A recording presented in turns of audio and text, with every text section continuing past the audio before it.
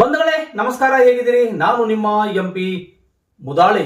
ಬಂಧುಗಳೇ, ತಮಗೆಲ್ಲ ಗೊತ್ತಿರುವ ಹಾಗೆ ಕರ್ನಾಟಕ ರಾಜ್ಯದಲ್ಲಿ ಈಗಾಗಲೇ ಸುಮಾರು ದಿನಗಳಿಂದ ಒಳ ಮೀಸಲಾತಿ ಕುರಿತು ಜಟಾಪಟಿ ನಡೀತಾ ಇತ್ತು.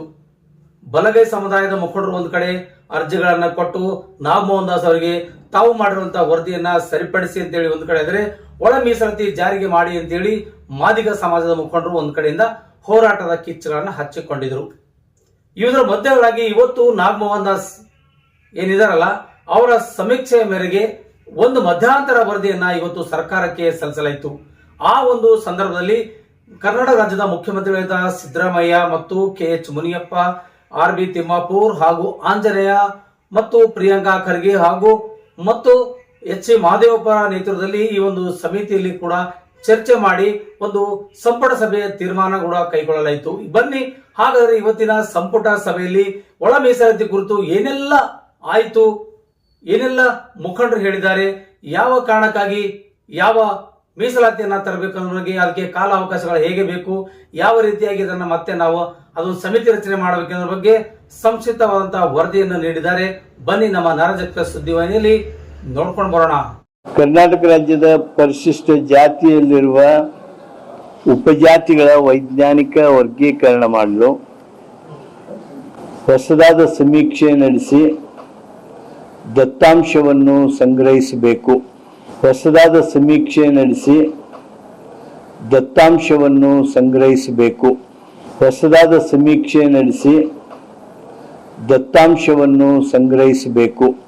ಹೊಸದಾದ ಸಮೀಕ್ಷೆ ನಡೆಸಿ ದತ್ತಾಂಶವನ್ನು ಸಂಗ್ರಹಿಸಬೇಕು. ಎರಡನೇ ಶಿಫಾರಸು, ಆಧುನಿಕ ವಿಜ್ಞಾನ ಮತ್ತು ತಂತ್ರಜ್ಞಾನದ ಸಾಧನಗಳನ್ನು ಬಳಸಿ 30 ರಿಂದ 40 ದಿವಸಗಳೊಳಗೆ ಹೊಸದಾದ ಸಮೀಕ್ಷೆಯನ್ನು ನಡೆಸಬಹುದೆಂದು 30 ರಿಂದ 40 ದಿವಸಗಳೊಳಗೆ ಹೊಸದಾದ ಸಮೀಕ್ಷೆಯನ್ನು ನಡೆಸಬಹುದೆಂದು 30 ರಿಂದ 40 ದಿವಸಗಳೊಳಗೆ ಹೊಸದಾದ ಸಮೀಕ್ಷೆಯನ್ನು ನಡೆಸಬಹುದೆಂದು ತಜ್ಞರು ಅಭಿಪ್ರಾಯಪಡುತ್ತಾರೆ. ತಜ್ಞರು ಅಭಿಪ್ರಾಯಪಡುತ್ತಾರೆ. ತಜ್ಞರು ಅಭಿಪ್ರಾಯಪಡುತ್ತಾರೆ. ಮೂರನೇದು, ಹೊಸದಾದ ಸಮೀಕ್ಷೆ ನಡೆಸಲು ಅಗತ್ಯವಿರುವ ಪ್ರಶ್ನಾವಳಿಯನ್ನು ಸಿದ್ಧಪಡಿಸಬೇಕು. ಯಾವ ಸಂಸ್ಥೆಯಿಂದ ಸಮೀಕ್ಷೆ ನಡೆಸಬೇಕು, ಸಮೀಕ್ಷೆ ಮಾಡುವ ಸಿಬ್ಬಂದಿ ತರಬೇತಿ, ಅಗತ್ಯವಿರುವ ಸಂಪನ್ಮೂಲಗಳ ಕ್ರೋಢೀಕರಣ ಇತ್ಯಾದಿಗಳ ಉಸ್ತುವಾರಿ ನೋಡಿಕೊಳ್ಳಲು ಉನ್ನತ ಮಟ್ಟದ ಸಮಿತಿಯೊಂದನ್ನು ರಚಿಸುವುದು ಸೂಕ್ತವೆಂದು ಆಯೋಗವು ಅಭಿಪ್ರಾಯಪಡುತ್ತದೆ. ಉನ್ನತ ಮಟ್ಟದ ಸಮಿತಿಯೊಂದನ್ನು ರಚಿಸುವುದು ಸೂಕ್ತವೆಂದು ಆಯೋಗವು ಅಭಿಪ್ರಾಯಪಡುತ್ತದೆ. ಉನ್ನತ ಮಟ್ಟದ ಸಮಿತಿಯೊಂದನ್ನು ರಚಿಸುವುದು ಸೂಕ್ತವೆಂದು ಆಯೋಗವು ಅಭಿಪ್ರಾಯಪಡುತ್ತದೆ. ನಾಲ್ಕನೇದು, ಹೊಸ ಸಮೀಕ್ಷೆಯಿಂದ ಸಂಗ್ರಹಿಸಿದ ದತ್ತಾಂಶದ ಆಧಾರದ ಮೇಲೆ ಈ ವರದಿಯಲ್ಲಿ ತಿಳಿಯಪಡಿಸಿರುವ ಮಾನದಂಡಗಳಂತೆ ಪರಿಶಿಷ್ಟ ಜಾತಿಯ ಉಪಜಾತಿಗಳ ವರ್ಗೀಕರಣ ಮಾಡಿ ಲಭ್ಯವಿರುವ ಮೀಸಲಾತಿ ಪ್ರಮಾಣವನ್ನು ಆದ್ಯತೆಯ ಮೇಲೆ ಹಂಚಿಕೆ ಮಾಡಬೇಕು. ನಾಗಮೋಹನ್ ದಾಸ್ ಅವರ ಈ ಮಧ್ಯಂತರ ವರದಿಯನ್ನ ನಮ್ಮ ಸಚಿವ ಸಂಪುಟ ಒಪ್ಪಿಗೆ ನೀಡಿದೆ, ಅಂಗೀಕರಿಸಿದೆ, ಕ್ಷಮಿಸಬೇಕು, ಅಂಗೀಕರಿಸಿದೆ, ಒಪ್ಪಿಕೊಂಡಿದೆ. ಆಮೇಲೆ ಈ ಒಂದು ಪ್ರಾಸೆಸ್ ಬೇಗ ಆಗಬೇಕು ಅಂತೇಳಿ ಒಳ ಮೀಸಲಾತಿ ವರ್ಗೀಕರಣ ತೀವ್ರ ಆಗಬೇಕು ಅನ್ನುವಂಥ ಉದ್ದೇಶದಿಂದ ಈ ಒಂದು ಕಾರ್ಯ ಮಾಡೋದಕ್ಕೆ, ಹೊಸದಾದ ಸಮೀಕ್ಷೆ ನಡೆಸೋದಕ್ಕಾಗಿ, ದತ್ತಾಂಶವನ್ನು ಸಂಗ್ರಹಿಸೋದಕ್ಕಾಗಿ ನಾಗಮೋಹನ್ ದಾಸ್ ಸಮಿತಿಯವರನ್ನೇ ಕೇಳಿಕೊಳ್ಳಲು ನಿರ್ಣಯಿಸಿದ್ದು. ಇದೇನು ಈ ಕಾರ್ಯ ಮುಗಿಸೋದಕ್ಕೆ 40 ದಿವಸ ಬೇಕು ಅಂತೇಳಿ ಅವರು ಸೂಚಿಸಿದ್ದಾರೆ. ಸಹಜವಾಗಿ ಅದರ ಪ್ರಿಪ್ರೇಷನ್ಗೆ 5-10 ದಿವಸ ಬೇಕಾಗ್ಬೋದು. 60 ದಿವಸಗಳಿಗೆ ವಿದಿನ್ 2 months ಈ ಕಾರ್ಯವನ್ನು ಪೂರ್ಣಗೊಳಿಸಿ ವರದಿ ಸಲ್ಲಿಸುವಂತೆ ಸಮಿತಿಯ ಅವಧಿಯನ್ನು 2 ತಿಂಗಳವರೆಗೆ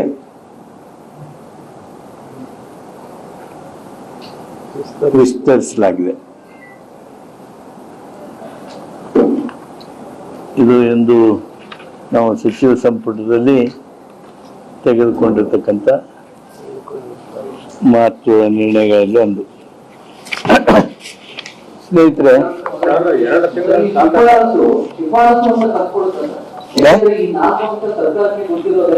ಹೊಸದಾಗಿ ಆಯೋಗ ಏನು ಹೇಳ್ತಾ ಇದ್ರಿ, ಹೊಸ ಸಮೀಕ್ಷೆ ಮಾಡಬೇಕು ಅಂತ ಸರ್ಕಾರಕ್ಕೆ ಮೊದಲೇ ಗೊತ್ತಿತ್ತು.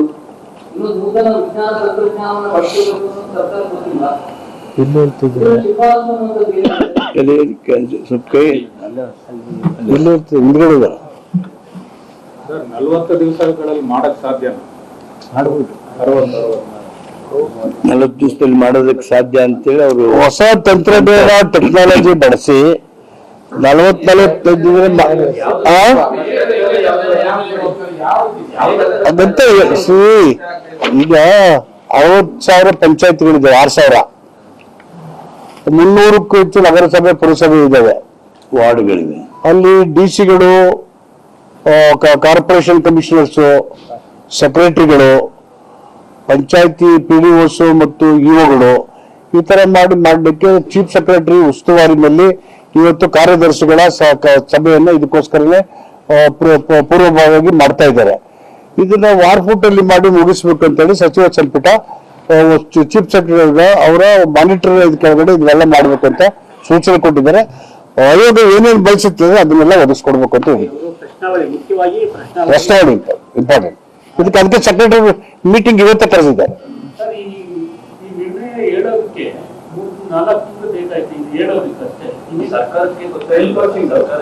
ಇಲ್ಲ, ಇದು ಟೈಮ್ ಪಾಸಿಂಗು ಅಥವಾ ಆ ಕಡೆ ಡಾರ್ಜ್ ಮಾಡ್ಬೇಕನ್ನೋ ಉದ್ದೇಶ ಇಲ್ಲ. Government is committed, party is committed. ಅದು ದತ್ತಾಂಶಗಳು ವೈಜ್ಞಾನಿಕವಾಗಿ ಕರಾರುವಕ್ಕಾಗಿದ್ರೆ, ಈಗ ಅದು ಆಂಧ್ರ, ತೆಲಂಗಾಣ, ಬೇರೆ ಬೇರೆ ಹರಿಯಾಣದಲ್ಲೂ ಲ್ಯಾಂಡೆಡ್ ಇನ್ ಕೋರ್ಟ್.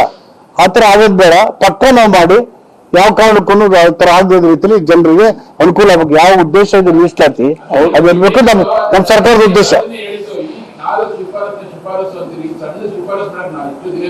ಅಲ್ಲ, ಸಣ್ಣ ಶಿಫಾರಸ್ ಅಲ್ವೇ.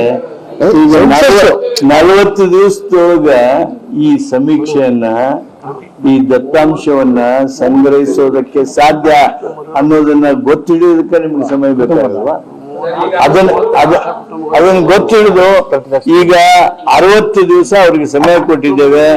40 ದಿವಸದೊಳಗೆ ಹೊಸದಾದ ಸಮೀಕ್ಷೆಯನ್ನು ನಡೆಸಬಹುದು ಅಂತ ಹೇಳಿ ಅಭಿಪ್ರಾಯ ಪಟ್ಟಿದ್ರ ಬಗ್ಗೆ ತಿಳಿಸಿದ್ದಾರೆ. ಆದ್ರಿಂದ 60 ದಿವಸದಲ್ಲಿ ಆ ಪ್ರಕ್ರಿಯೆ ಮುಗಿತದೆ.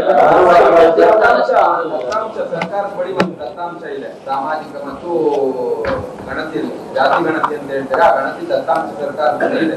ಅದು ಹಾಗಾದ್ರೆ ವೈಜ್ಞಾನಿಕ ದತ್ತಾಂಶ ನೋಡಿ, ದತ್ತಾಂಶ ಸೆನ್ಸಸ್ ಅಲ್ಲಿ ರಿಪೋರ್ಟ್ ಇದೆ ಜನಗಣತಿದು. ದತ್ತಾಂಶ ಅಂದ್ರೆ AK, AD, ಆದಿ ಆಂಧ್ರ, SC ಈ ಗ್ರೂಪ್ಗಳು ಸೆನ್ಸಸ್ ಅಲ್ಲಿ ಇಲ್ಲ. ಈ 4 ಮುಖ್ಯವಾದ ಗ್ರೂಪ್ ಇದಾವಲ್ಲ, ಸೆನ್ಸಸ್ ಅಲ್ಲಿ ಇಲ್ಲ. ಸೊ ಈ ಕಾರಣಕ್ಕೆ ಅದು ಮಾಡದೆ ಬಿಟ್ಬಿಟ್ರೆ, ಈಗ ತಗೊಂಡು ದತ್ತಾಂಶ ಕೊಟ್ರೆ ಕೋರ್ಟ್ ಆಫ್ ಲಾ ನಲ್ಲಿ ಇದು ಇದಾಗುತ್ತೆ. That is the reason why we want a fresh census within a stipulated time.